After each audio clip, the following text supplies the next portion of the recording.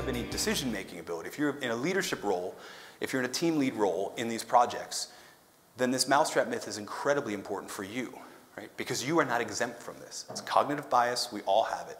We need like a Creatives Anonymous, like, hi, my name's Dave and I'm terrible at judging great ideas, right? We need that. And when people present to you as the leader, present to you their idea, you are faced with making a decision that will not only judge that idea, but will shape that social environment. Do you remember this?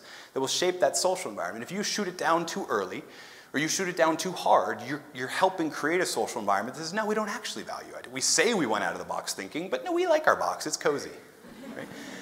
So there's a huge leadership imperative here to help shape that social environment, not by just green-lighting every great idea, because you also can't do that, but you have to walk this balance between figuring out how do I keep the motivation going, how do I keep the idea going, and how do I find a way to judge it. My advice to you, this is the second challenge, is when you're presented with an idea, whether you're in a leadership role or you're a peer presenting the idea to somebody else on a team, or you're presenting to somebody who's not on your team but you want them on, when someone presents to you their great idea, ask them this question. Instead of saying yes or no, ask, what would have to be true for this idea to work?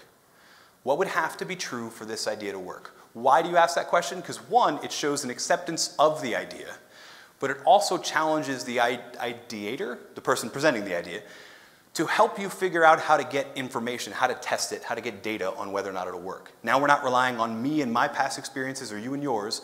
We're saying what are the objective criteria we'll use to judge success. And then you can go test those factors. If they are true, then let's try the idea.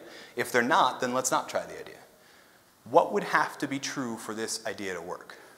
See, one of the reasons I think this is so important is that social environment piece. Most of the time when I get called into an organization, this is why I was so excited to be here today, because I don't see this as strongly as I see it in other places. Most of the time when I get called into an organization, I give a talk or I work with people, I run a workshop, and the leaders always tell me the same thing. We want our people to have more great ideas. We want our people to share ideas. We want more ideas. We don't actually need that. Right? If the mousetrap myth is true, if the mousetrap myth is a myth and the truth is we're just bad at judging ideas, then we don't actually need more creative ideas. We need to get our people better at sharing and celebrating and recognizing the ideas we already have. What so excited me to come to an event like this today is that this is a day about that, recognizing the great ideas we have. That, more than anything in the world, more than a brainstorming technique or a perfect thing, that will shape your future of being able to keep innovating.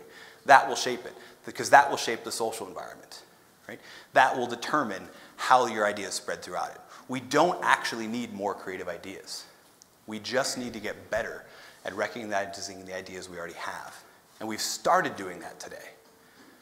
The question is, will we keep going with it? And I wish I could answer that one for you, but I'm out of time. And even if I had the time, it's really more about what you do in the next year that determines that. We don't need more creative ideas. We just need to get better at recognizing and sharing the ideas we already have. Thank you all so much for having me.